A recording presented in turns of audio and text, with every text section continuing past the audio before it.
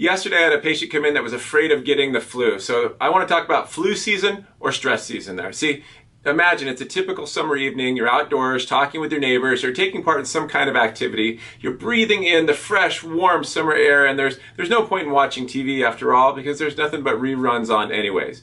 And now it's September. The kids are back in school, but boy, oh boy, they don't want to go back, and you just finished your last fun outdoor weekend of the year on Labor Day, and it's getting cooler now, so you don't spend as much time outside anymore, and the windows are closed in the house, but that's okay though, because the new TV season has started, and in fact, you're literally likely to spend a few hours each night watching your favorite shows.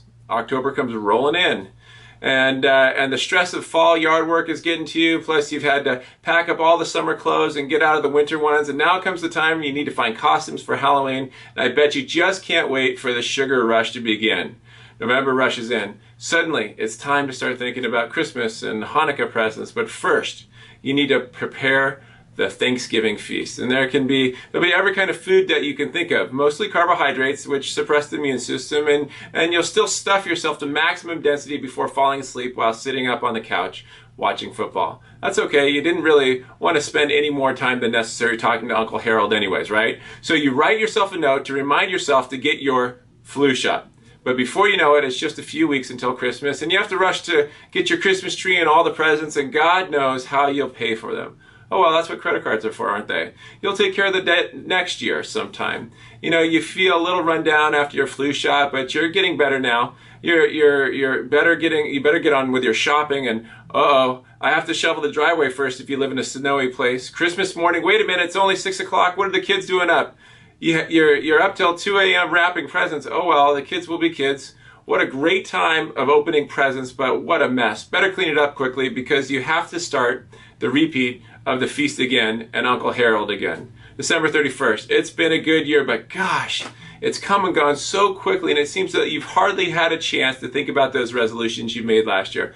That's okay. This time, you'll do better. But first of all, it's time for a party. January 1st, oh, what a headache. You drank too much, but what the heck, it's only once per year, right? Now, let's get started on the new year. You see, you're too fat, too broke, it's freezing outside, and the kids really need to go back to school so you can finally think. Mid-January hits, you wake up. You realize, oh my gosh, it's flu season once again, and they must have guessed wrong on the vaccine. Oh well, there's nothing I can do about it, right? I mean, the fact that you have already you have a steady flow of physical, chemical, and mental stresses since the end of summer has had nothing to do with your lowered resistance because of your recent lifestyle, right?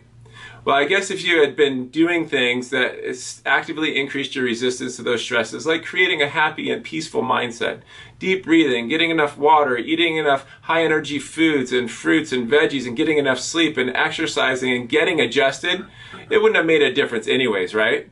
Well, I guess those people who don't get the flu are just lucky, right? Maybe it's just a coincidence that the flu season ends right about the time TV season ends, and the weather starts getting warmer, and people start opening their windows and looking forward to spring and working out and getting their bathing suits so that they can get vitamin D, right? Come on. You have to ask yourself if it was is it the person with the flu or the person with the resistance to the flu that's the problem. So if you're concerned about getting the flu this year, what I'm going to ask you to do is take a reasonable step and work on your resistance. Don't live your life in a place of fear. Live your life in a place of power. Make it a great day.